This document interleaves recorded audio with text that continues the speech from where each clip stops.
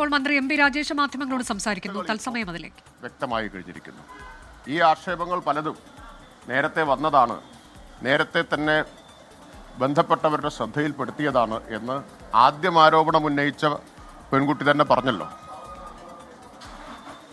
ആ പെൺകുട്ടി പറഞ്ഞത് ഉത്തരവാദപ്പെട്ടവരുടെ ശ്രദ്ധയിൽപ്പെടുത്തി, ഒരു നടപടിയും ഉണ്ടായില്ല, എന്നിട്ടാണ് MLA ആക്കിയത് എന്നും പറഞ്ഞു. ചില വിഗ്രഹങ്ങൾ ഉടഞ്ഞു എന്നാണ് പറഞ്ഞത്.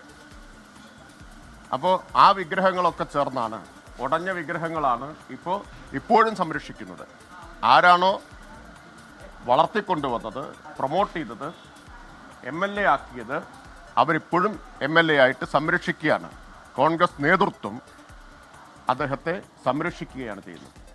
ഈ ഉമാ തോമസ് അതുപോലെ തന്നെ ഷാനിമോൾ ഉസ്മാൻ ആളുകളെല്ലാം വലിയ രീതിയിൽ രാജിവെക്കണമെന്നൊരു ആവശ്യം പറയുന്നു. പക്ഷെ അതൊന്നും കോൺഗ്രസ് കേൾക്കാൻ ഇടയാക്കുന്നില്ല എന്നുള്ളതല്ല മനസ്സിലാക്കുന്നത്. ആ വനിതാ നേതാക്കളുടെ വാക്കുകൾക്കൊന്നും വിലയില്ല എന്നാണ് മനസ്സിലാക്കുന്നത്. അതല്ലേ ഇപ്പം മനസ്സിലാവുന്നത്.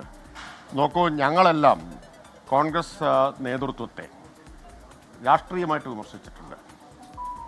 പക്ഷേ ഇത്ര ഹീനമായ വ്യക്തിഹത്യ കോൺഗ്രസ് അണികളല്ലേ നടത്തുന്നത് ഉമാ തോമസിനെതിരായിട്ട്. ആ വ്യക്തിഹത്യയെ ഞാൻ ശക്തമായിട്ട് അപലപിക്കുകയാണ്.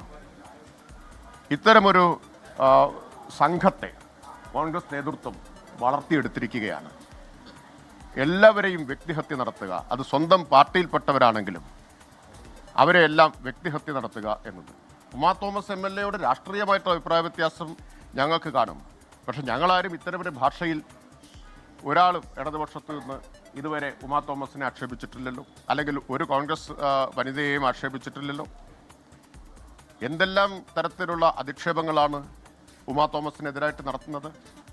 കേരളത്തിലെ കോൺഗ്രസ് നേതൃത്വം ഈ അധിക്ഷേപങ്ങൾക്കെല്ലാം മൗനാനുവാദം നൽകുകയല്ലേ ചെയ്യുന്നത്.